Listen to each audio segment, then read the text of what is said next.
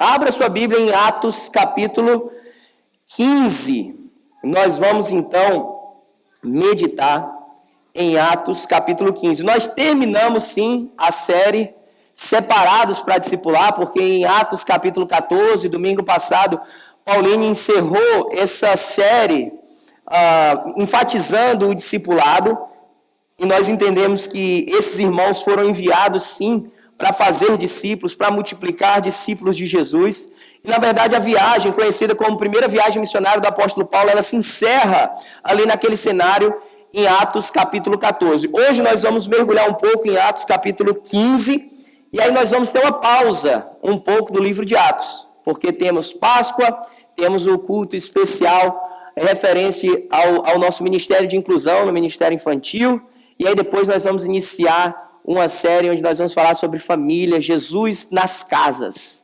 E vai ser a nova série aí que nós vamos caminhar a partir do final de abril. E vai ser uma bênção, maio, mês focado em família. E vai ser muito especial. Você que é da nossa igreja, convida pessoas para estar aqui em abril, que sem dúvida vai ser um tempo muito especial. Atos capítulo 15, a partir do verso 1, eu vou ler os 11 primeiros versos. E a partir daí nós começamos a meditar na palavra. A palavra de Deus então diz o seguinte: alguns homens desceram da Judeia para Antioquia e passaram a ensinar os irmãos: se vocês não forem circuncidados conforme o costume ensinado por Moisés, não poderão ser salvos. Isso levou Paulo e Barnabé a uma grande contenda e discussão com eles. Assim, Paulo e Barnabé foram designados com outros para irem a Jerusalém tratar dessa questão com os apóstolos e com os presbíteros. A igreja os enviou e, ao passarem pela Fenícia e por Samaria, contaram como os gentios tinham se convertido. Essas notícias alegravam muito a todos os irmãos. Chegando a Jerusalém, foram bem recebidos pela igreja, pelos apóstolos e pelos presbíteros, a quem relataram tudo o que Deus tinha feito por meio deles. Então se levantaram alguns do partido religioso dos fariseus, que haviam crido, e disseram: é necessário circuncidá-los e exigir deles que obedeçam à lei de Moisés. Os apóstolos e os presbíteros se reuniram para considerar essa questão. Depois de muita discussão, Pedro levantou-se e dirigiu-se a ele: irmãos, vocês sabem que há muito tempo Deus me escolheu dentre vocês para que os gentios ouvissem dos meus lábios a mensagem do evangelho e crescem. Deus, que conhece os corações, demonstrou que os aceitou, dando-lhes o Espírito Santo, como antes nos tinha concedido. Ele não fez distinção alguma entre nós e eles, visto que purificou os seus corações pela fé. Então, porque agora vocês querendo tentar a Deus, porque agora vocês estão querendo tentar a Deus, pondo sobre os discípulos um jugo que nem nós, nem nossos antepassados conseguimos suportar. De modo nenhum. Cremos que somos salvos pela graça de nosso Senhor Jesus, assim como eles também. Pai, essa é a tua palavra, Deus. Eu oro, Pai, no nome do Senhor Jesus, Pai. Que o nosso coração esteja receptível, Pai. Pai, retira de nós o cansaço físico, retira da nossa mente as distrações, aquilo que vai passando na nossa mente, que nos tira do foco de aprender a tua palavra. E mais do que, meu Deus, adquirir novos conhecimentos, Pai. Que seja um tempo de rendição, de entrega de vida, de mudança, Pai. Que em cada coração aqui haja espaço de fato para o teu agir, Pai. Pai, que em nós haja o desejo de sermos tocados e transformados por Ti, Pai. É a Tua palavra, Deus. A Ti toda honra, Pai. Glória e louvor. Em nome de Jesus. Amém. Meus irmãos, nós, quando estamos, Bruninho, numa negociação, às vezes a gente está lá naquela negociação, boa, Bruninho, e aí de repente a gente está, e alguém pede um valor e você dá uma contraproposta. E aí de repente a gente está naquela cena, Jefferson, que é assim, nem eu nem você, então, o meio. Nem 1.000, nem 500, 750, se a gente quiser. Quem já viveu isso? Então, tá bom, nem lá nem cá, o meio, parece que o meio entre nós dois é o justo. estamos aqui num cenário, essa cena que é conhecido como Concílio de Jerusalém, e aí o tema, pensando nessa lógica da negociação, ou nesse lugar, Fabrício, onde nós temos aqui judeus e gentios, e nós chegamos a uma conclusão que nem eu nem você, é somente Jesus. Essa é a matemática do Evangelho, não é sobre mim nem é sobre você, é somente Jesus. Não é um pouquinho do que eu quero, não é um pouquinho do que você quer, é somente o que Cristo diz que tem que ser. Amém? Quando nós olhamos para esse cenário, o capítulo 14 acabou com Paulo e Barnabé, Maiara, voltando para Antioquia da Síria. A Paulinho mostrou no domingo passado um mapa, bem melhor do que os mapas que eu trouxe, bem mais visível, né, Diego? Dos mapas que eu trouxe. E o que aconteceu é que Paulo e Barnabé, eles saem de Antioquia da Síria, eles andam, eles vão para Chipre, daí eles sobem para a região da Galácia, e eles descem por esse mesmo caminho, e o capítulo 14, Rosana termina dizendo que lá em Antioquia da Síria, eles ficaram por muito tempo. E aí o capítulo 15, então, que eu acabei de ler, eu li o começo desse capítulo, vai nos dizer que eles estando lá, homens da Judéia, ou seja, eles vieram lá do sul, lá na parte sul da região da Judéia, e eles sobem até essa região de Antioquia da Síria, e levam essa discussão dizendo, não, é preciso de fato para validar a salvação, é preciso que haja a circuncisão. E a questão aqui, Guilherme, não era nem o gentio não pode ser salvo, não. A questão é que, para gentio ser salvo, ele tem que passar pela circuncisão. Ora, quem era gentio? Todos aqueles que não eram judeus. Vocês estão comigo? Então aqui há essa espécie de tensão no começo desse capítulo entre o que é o costume judaico, o que é o costume gentílico, a nova vida em que ambos recebem pela pessoa de Jesus Cristo, e como nós vamos resolver esse dilema. A igreja vai partir aqui ou a igreja vai caminhar em unidade? E se a igreja é de Cristo, ela caminha em unidade. E esse costume dos judeus, ele nasce muito antes da lei de Moisés, Luiz. Ele nasce com um homem chamado Abraão, ou Abrão. Se você quiser, lá em Gênesis 17, a partir do verso 10, tem o Senhor falando com esse homem aqui ainda, Abrão. E aí ele diz, essa é a minha aliança com você e com os seus descendentes. Gênesis 17, 10. Aliança que terá que ser guardada. Todos os do sexo masculino entre vocês serão circuncidados na carne. Terão que fazer essa marca, que será o sinal da aliança entre mim e vocês, assim diz o Senhor. Então essa circuncisão, e Abraão faz isso com mais de 90 anos, faz com 92 anos, Ismael faz aos 13 anos, a regra era que deveria ser feita ao 8º dia de nascido, mas não tinha mais como retroceder, então Abraão já faz idoso, Ismael já faz na sua, se é que existia isso naquela época, a ideia da adolescência, como nós temos hoje, e aí esse costume, então, ele passa a ser seguido, e permanece na lei de Moisés. O que é importante a gente entender aqui, então, é que na cabeça de um judeu, isso ele aprendia como uma forma de vida. E eles carregaram isso, e toda semana na sinagoga eles aprendiam sobre isso. E aí você tem, então, já indo para o verso 5, os fariseus agora, um grupo que não apenas seguia com uma extrema rigidez, um zelo um tanto quanto que exacerbado, além da conta, um zelo que extravasava para o lugar do cuidado e ia para o lugar da religiosidade. O fariseu, ele obedecia a Torá, obedecia a lei de Deus, a lei de Moisés, mas ele também tinha a sua própria versão oral da Torá. Existia o que eles chamavam de Torá oral, que eram leis que eles explicavam como se fosse uma forma de interpretar o que Deus tinha mandado. Então, por exemplo, com regras do sábado, eles criaram regras extras para como você de fato deveria guardar o sábado. E os fariseus, então, eles iam para esse zelo extremamente religioso. E é nesse lugar, então, que quando Paulo e Barnabé descem até Jerusalém, vocês estão comigo?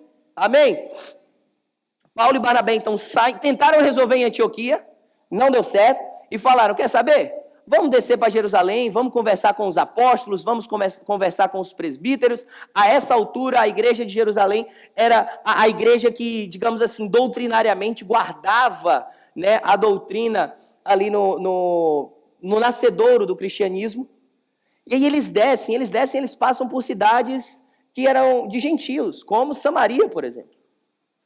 E aí talvez eles vão mostrando, talvez não, a Bíblia fala que eles vão mostrando, dizendo, olha o que Deus fez aqui, olha como os gentios foram alcançados, olha como eles receberam Jesus. E então eles chegam em Jerusalém. Em Jerusalém eles encontram com alegria a igreja, mas um grupo específico, Emerson, os fariseus, eles recusam e eles dizem, verso 5, é necessário circuncidá-los e exigir deles que obedeçam à lei de Moisés. Pedro, então, ele se levanta, e esse é o relato que nós vamos ver, porque a discussão continua e não chegavam em nenhum lugar. E aí Pedro, então, se levanta e ele começa a dizer, verso 7, irmãos, vocês sabem que há muito tempo Deus me escolheu dentre vocês para que os gentios ouvissem de meus lábios a mensagem do evangelho e crescem. E talvez aqui Pedro está num lugar na sua memória onde ele volta para Atos 10. Atos 10, o que acontece? Atos 10, acontece a conversão de um gentio. Atos 10 tem um homem gentil chamado Cornélio. E Pedro tinha uma certa repulsa, Egésio, uma certa cautela religiosa para não ir para esse lugar, para não ir ministrar na vida desse gentio. E aí Deus revela a Pedro em visão um lençol que cai dos céus com bichos, quadrúpedes, répteis, aves, e manda Pedro matar e comer. E aí Pedro vai e fala, de maneira nenhuma, Senhor, não entrou nada na minha boca que seja impuro. Em outras palavras, ele está dizendo, a minha religião não permite, eu sou judeu. E aí o Senhor diz, Pedro, não fala que é comum, não fala que é impuro, o que eu já santifiquei, o que eu já purifiquei.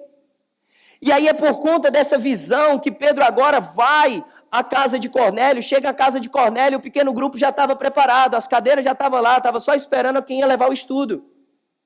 E aí Pedro chega e a Bíblia vai relatar que aqueles que ouviram a palavra receberam o Espírito Santo, Atos 10. Pedro cai em si, ele diz, é verdade. Agora eu entendo que o evangelho alcança não apenas judeus, mas pelo contrário, todo povo, de toda tribo, toda raça, toda nação, os gentios também recebem. Os que estavam com Pedro dizem, uau, o Espírito Santo caiu sobre eles também. Isso é maravilhoso.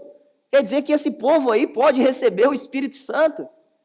E aí termina com eles sendo batizados, dizendo, como é que a gente pode negar o batismo para esses que já receberam o Senhor? Isso é o final do capítulo 10. Isso é uma rápida revisão do capítulo 10. E é por isso que aqui então, Pedro, e veja, Atos 10 para Atos 15, segundo os comentaristas que eu li, nenhum divergiu nesse ponto, passaram 10 anos. Nós temos nesse intervalo de 5 capítulos, 10 anos de história. Tinha 10 anos que Pedro tinha experimentado isso.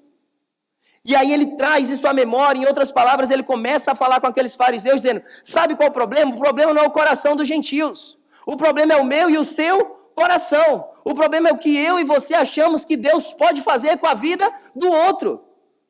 Não é o que a gente acha que Deus pode fazer com a nossa vida, é como eu e você limitamos a ação de Deus na vida do outro. E o Espírito Santo que veio sobre eles é a marca de aceitação deles, que também é a marca de aceitação nossa. Verso 8, Deus que conhece os corações, demonstrou que os aceitou dando-lhes o Espírito Santo, como antes nos tinha concedido. Ele está dizendo, em Cristo não importa judeus nem gentios. Cristo derramou o Espírito Santo sobre nós. E vocês não estão entendendo, vocês estão achando que a circuncisão, que essa prática que precede a lei, mas que continua na lei de Moisés, ela é uma marca da salvação. Não, não, não. Ela é um sinal de uma aliança, mas nela não é salvífica. Salvífica. Salvífica. Eu botei um fio a mais aí. A salvação não vem dela. Não é isso que vai fazer alguém ser ou não ser salvo. Mais fácil assim, né, irmão Jefferson? Melhor, mais claro. Não é isso, vocês entenderam errado. E Paulo, escrevendo aos Romanos, trata exatamente da mesma coisa, porque em Romanos, capítulo 1, Paulo está endereçando a sua fala aos gentios. Capítulo 2 de Romanos, Paulo está endereçando sua fala aos judeus. Capítulo 3, ele está dizendo, portanto, judeus e gentios, todos pecaram, Romanos 3, 23. Todos pecaram e por isso estão afastados ou destituídos. Fabrício, se você estiver na Almeida aí, revista atualizada, destituídos da glória de Deus. Em outras palavras, ele está dizendo, sem Jesus nós não somos nada. Por isso que Paulo em Romanos vai endereçar tanto justificação. Somos salvos somente pelo ato e pela bondade de Cristo. Romanos 2, 28, Romanos 2, 28 vai dizer o seguinte, não é judeu quem o é apenas exteriormente, nem é circuncisão a que é meramente exterior e física. Não! Judeu é quem o é interiormente, e circuncisão a que é operada no coração, pelo Espírito, e não pela lei escrita. Não estamos aqui falando de uma prática religiosa, mas de corações entregues. Isso não é um clamor do Novo Testamento, isso é um clamor do Antigo Testamento. O Senhor, pela boca do profeta Isaías, diz, esse povo me honra com os seus lábios, mas o seu coração está distante. Nunca foi sobre prática, sempre foi sobre uma rendição, de uma transformação de vida. Portanto, o verso 11, onde nós paramos de ler, vai dizer o seguinte, a conclusão de Pedro nessa fala. Verso 11 de Atos 15, de modo nenhum, ou seja, não vamos obrigar eles a fazerem algo a mais. Não vamos obrigar eles a praticar a circuncisão. Cremos que somos salvos pela graça de nosso Senhor Jesus, assim como eles, também aquilo que nós cantamos é verdade bíblica, amém, irmãos? Foi pela tua graça, não foi pelo que eu fiz, não foi nada do que nós tenhamos feito, foi pela graça do Senhor Jesus. Antes de fazermos qualquer coisa, Ele entregou o seu Filho por amor a nós. Portanto, agora, essa mentalidade deve vir para a minha e para a sua vida, para o meu e para o seu coração, entendendo que salvação não é Jesus mais alguma coisa. Não é Jesus mais igreja, não é Jesus mais culto, não é Jesus mais dízimos e ofertas, não é Jesus mais trabalhar para a igreja, não é Jesus mais nada, é somente Jesus. Essa é a matemática do Evangelho. Jesus mais nada é tudo. Essa é a matemática do nosso Deus. Que na matemática dele 3 é 1, Jesus mais nada é tudo, e essa é a matemática do nosso Deus, do autor de toda a ciência. Amém? E o que isso tem a ver, talvez, com a minha e com a tua vida? Isso parece para alguns, talvez, tão óbvio. Será, meus irmãos? Será que nós estamos nos movendo? Será que a minha e a sua vida com Deus move-se a partir dessa convicção de que não é nada que você faz, que você fez ou que você fará, que vai te fazer ganhar mais amor de Deus, o nosso Pai? Ou será que às vezes a nossa vida religiosa tenta conquistar um pouco mais o amor de Deus? Ou talvez nós que ainda não entregamos a vida para o Senhor Jesus, estamos achando que precisa fazer alguma coisa e por isso que eu vou postergando a minha decisão de entrega, porque na verdade é Jesus mais o batismo. Não. Antes de batizar você já está salvo, se sua entrega foi genuína ao Senhor Jesus. Se sua entrega foi verdadeira. Não, é porque eu tenho que trabalhar na igreja. Não, você trabalha para o Senhor já como uma forma de gratidão por ser salvo. Por estar no corpo, por pertencer ao corpo de Cristo. E talvez você está postergando essa decisão. Não, é porque eu ainda não sou, eu ainda faço umas coisas erradas. Não, entrega a tua vida para o Senhor Jesus e deixa o Espírito Santo operar na tua vida, que você vai ser transformado. Esse processo começa com a justificação, com o recebimento do Senhor Jesus pela fé e passa por um lugar de santificação, de operação do Espírito Santo na tua vida. E o Senhor Jesus está dizendo, é só eu, é só Cristo, é só Jesus. E eu e você, talvez, ou para a nossa vida religiosa, ou para começar a vida com o Senhor, estamos tentando ainda adicionar algo ou alguém à pessoa de Cristo. Não é necessário nada disso. Entrega só o teu caminho ao Senhor. Reconhece Ele em todos os teus caminhos. Compreende pela fé que sem Ele você não tem vida plena, não tem vida eterna, que Ele pagou os teus pecados, que Ele te oferece novidade de vida, não é uma vida melhorzinha, é uma vida nova, diferente, é um nascer de novo. E que agora a vida que você vai viver em novidade de vida, não é mais para te agradar, mas para agradar a Deus. Recebe o presente da salvação. Como é que nós estamos vindo para esse culto aqui? Com o peso de que, eu tenho que ir, porque senão, lá de cima, o Papai do Céu vai ficar chateado comigo? Ou nós estamos vindo porque já somos salvos, por isso a gente canta, pula, louva, grita, agradece, dá oferta e dízimo. É isso, o pastor Edmilson falou. Não é sobre o dinheiro que você bota, é onde está o teu coração. Tem áreas da minha vida que eu ajo como um salvo e áreas que eu ajo como não salvo. Está errada essa conta. E essa fórmula divina que parece tão simples, ela na verdade muda toda a minha e a tua vida. Somos salvos, nós cremos que somos salvos pela graça do nosso Senhor Jesus. Assim como eles também. Vir para a igreja não salva. Fazer boas obras não salva. Ajudar alguém, não salva. Dar dízimo, não salva. Abraçar o pastor e dizer que foi uma bênção, não salva. Criticar o pastor, não salva. Nada de salva. Amém, irmãos? Glória a Deus. Porque a gente não conseguiria dar conta disso. Mas Ele pagou a conta por nós. E por isso nós somos gratos ao Senhor Jesus. Amém? A partir do verso 12, então. Salvação somente pela graça. Somente Jesus. Nem eu, nem você. Somente Jesus. Verso 12. Toda a assembleia ficou em silêncio, enquanto ouvia Barnabé e Paulo falando de todos os sinais e maravilhas que por meio deles Deus fizera entre os gentios. Quando terminaram de falar, Tiago tomou a palavra e disse: irmãos, ouçam-me. Simão nos expôs como Deus, no princípio, voltou-se para os gentios, a fim de reunir dentre as nações um povo para o seu nome. Verso 15. Concordam com isso as palavras dos profetas, conforme está escrito: depois disso, voltarei e reconstruirei a tenda caída de Davi. Reedificarei as suas ruínas, restaurarei, para que o restante dos homens busque o Senhor, e todos os gentios sobre os quais tem sido invocado o meu nome, diz o Senhor, que faz essas coisas conhecidas desde os tempos antigos. A beleza, então, do que a gente está vendo é que esse lugar onde não são judeus nem gentios, gregos, brasileiros, nada disso.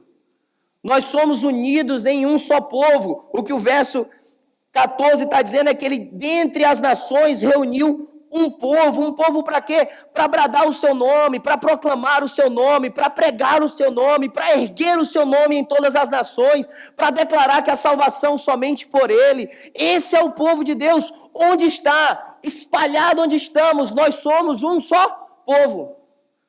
Por isso que a beleza da igreja brasileira, diria eu aqui, falando do nosso contexto.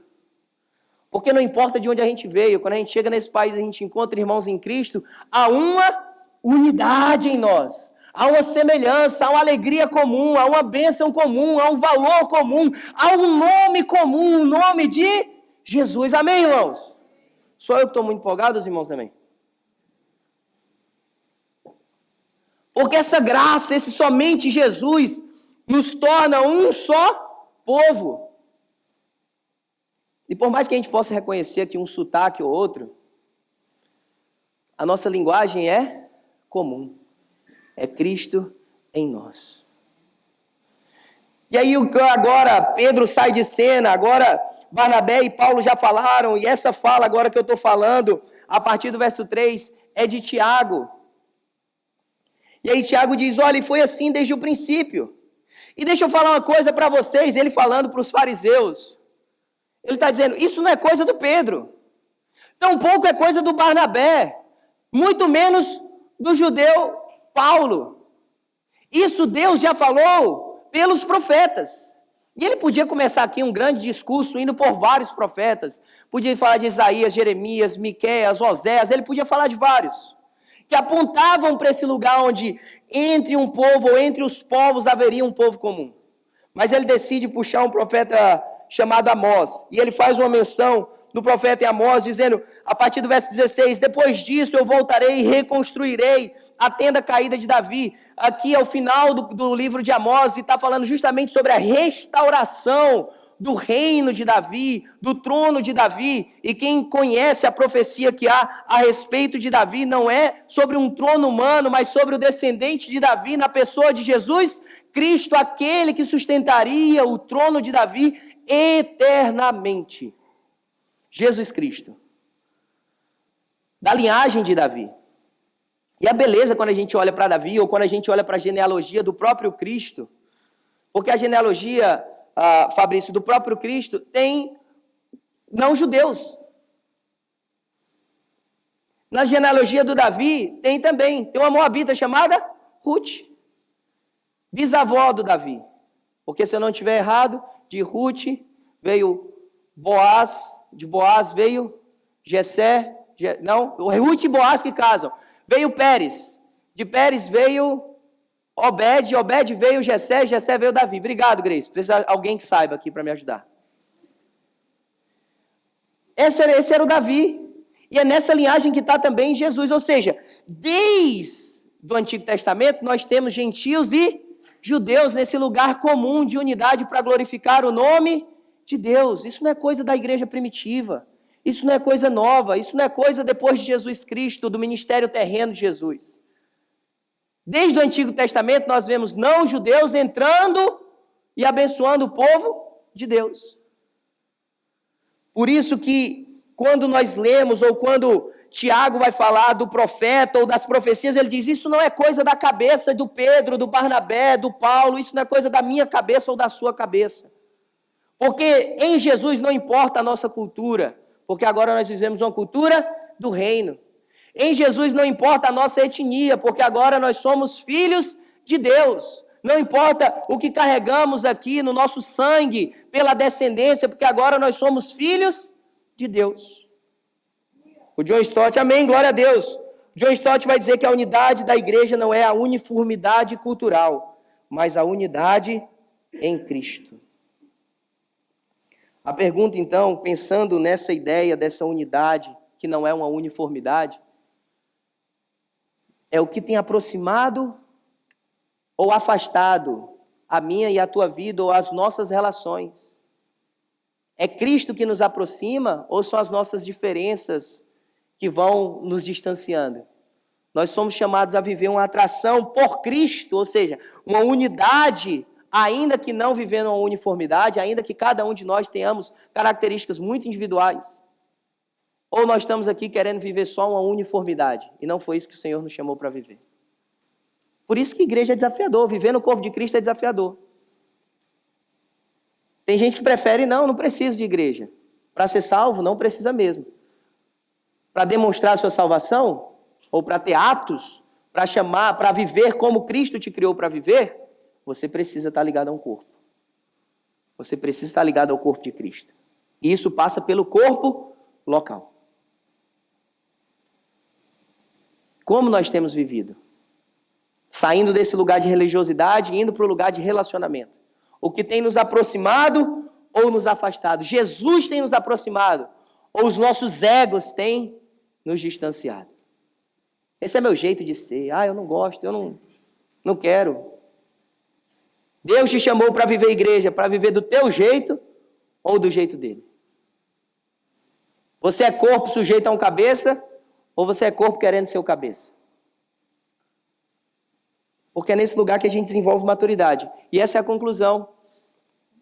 No verso 19. A partir do verso 19, então, a palavra diz o seguinte: portanto, julgo que não devemos pôr dificuldade aos gentios que estão se convertendo a Deus. Não devemos. Verso 20, ao contrário, devemos escrever a eles, dizendo-lhes que se abstenham de comida contaminada pelos ídolos. 2, da imoralidade sexual. 3, da carne de animais estrangulados e do sangue. Pois desde os tempos antigos, Moisés é pregado em todas as cidades, sendo lido nas sinagogas todos os sábados.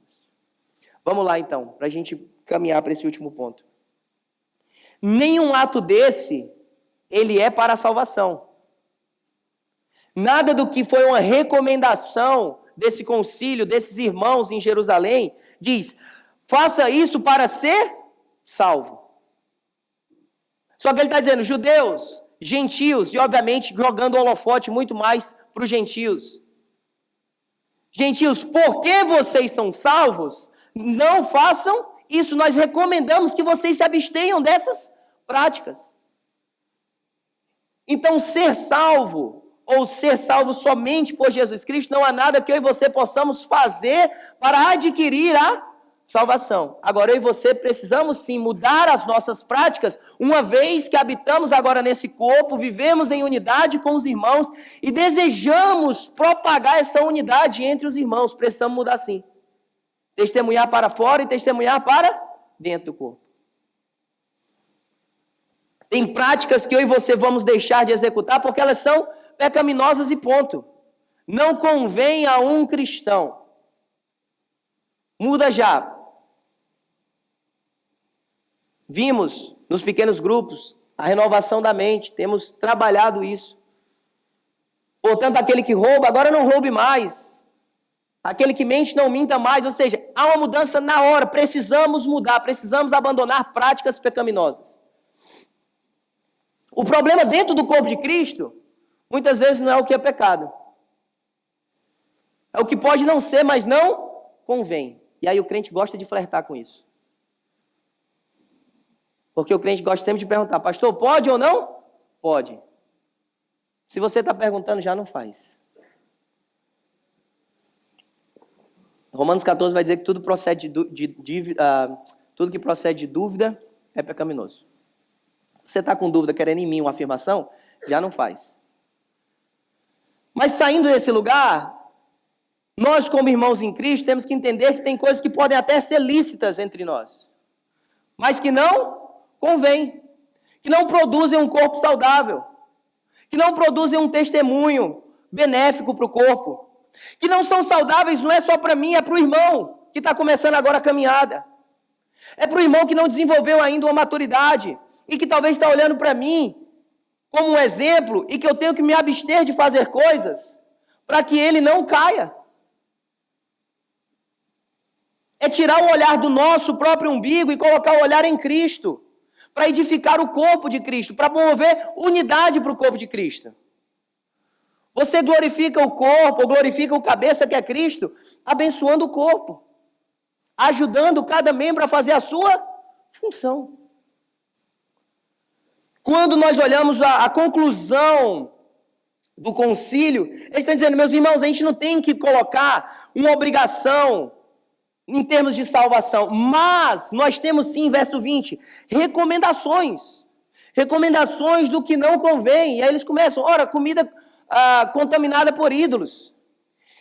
Vinham, portanto, de um lugar onde o paganismo, ou seja, a adoração a outros deuses, era a prática comum. Um gentio, politeísta, onde o culto aos deuses era escancarado. E, portanto, o destino dessa comida, Jefferson, era via de regra 2. Ou a oferta, se vocês quiserem, eu posso até falar isso como uma oferenda, se vocês quiserem assimilar mais dentro da cultura, era entregue. E aquilo que não era consumido plenamente pelo sacrifício em si, pela oferta em si, ele tinha 2 destinos. Ou ela ia ser vendida nos mercados da cidade, portanto, você podia comprar uma comida que tinha sido oferecida a um ídolo. Ou ia para as casas mesmo. E aí eu falo, Fabrício, vamos comer um churrasco lá em casa? Isso aqui foi para Afrodite, era algo nesse sentido. Ora, para um gentio que tinha acabado de se converter, não ia ver, talvez, mal nenhum e talvez entrar espiritualmente nesse lugar. E o que a igreja aqui está dizendo, que os irmãos estão dizendo, olha, essa prática não convém. Que práticas na minha e na tua vida talvez possam até ser lícitas, mas não convém. E você fica firme, não, eu estou com razão. Não, eu posso. Não, isso não é pecado não, está aqui na Bíblia. Minha pergunta não é isso, minha pergunta é se convém.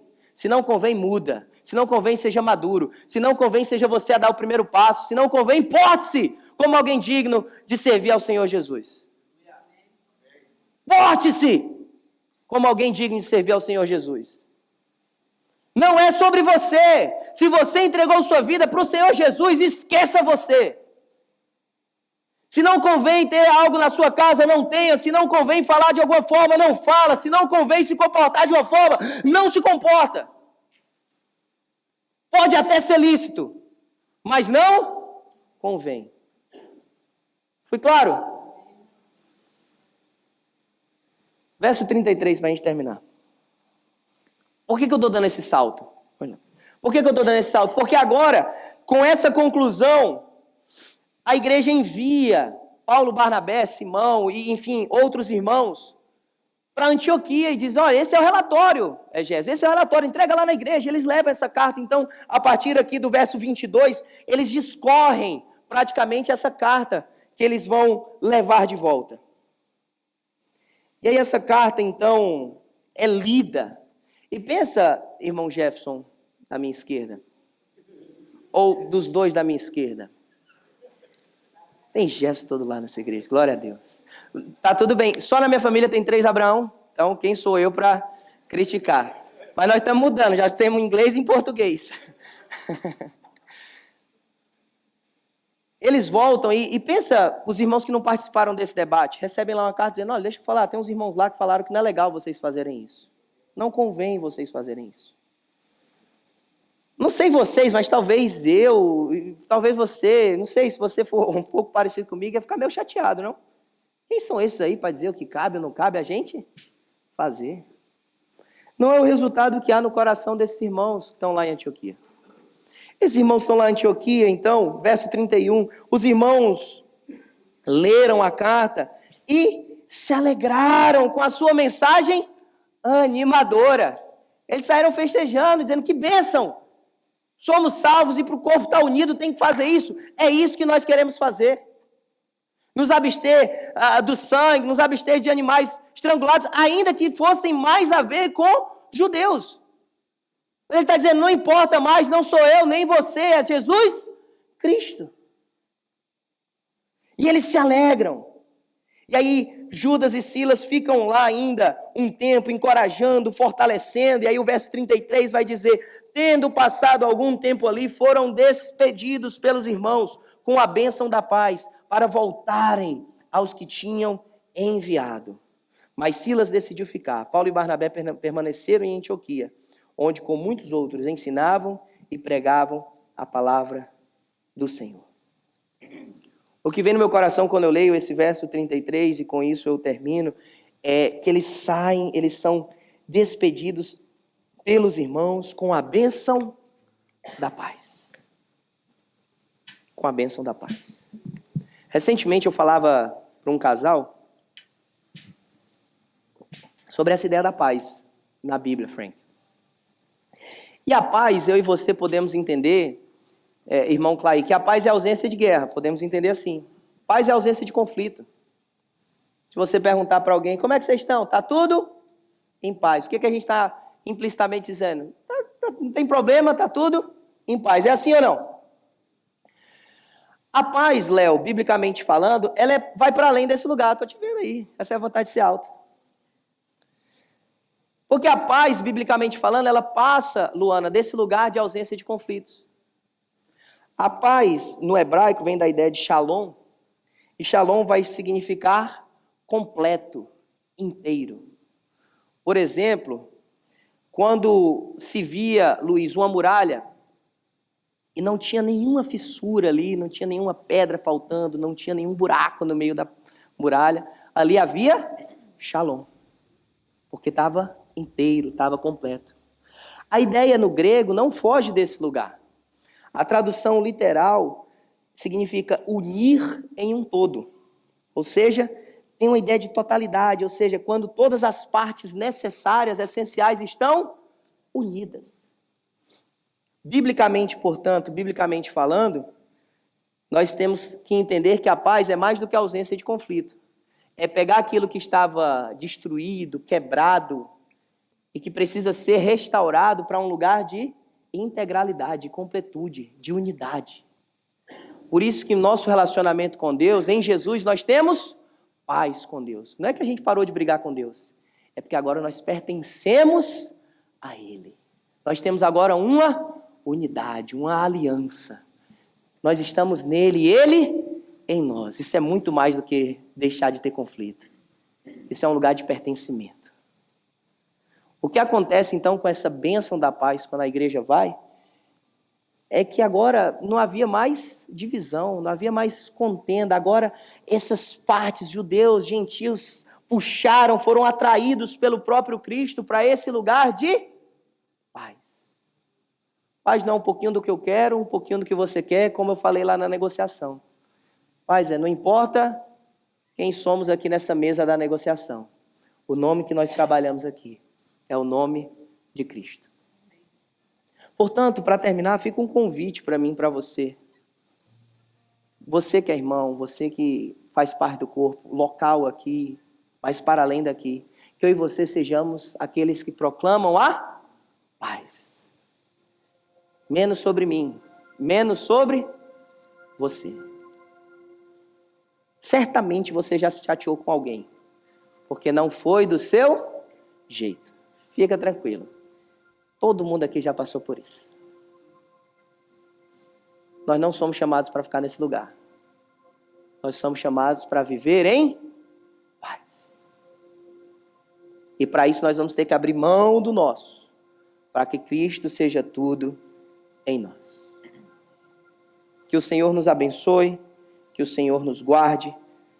Obrigado por ter acompanhado essa mensagem até o final. Se ela te edificou, nos deixa saber aqui através dos comentários ou encaminha essa mensagem para outras pessoas, para que elas também possam ser edificadas em nome de Jesus. E nós temos um pedido a te fazer. Se inscreve aqui no nosso canal, vai lá agora e se inscreve aqui no nosso canal, ativa o sininho das notificações, assim você sempre será informado quando a gente subir algum conteúdo aqui de pregação da palavra de Deus. Nosso desejo, nossa oração é sermos canal de bênção na tua vida. Que Deus te abençoe. Em nome de Jesus.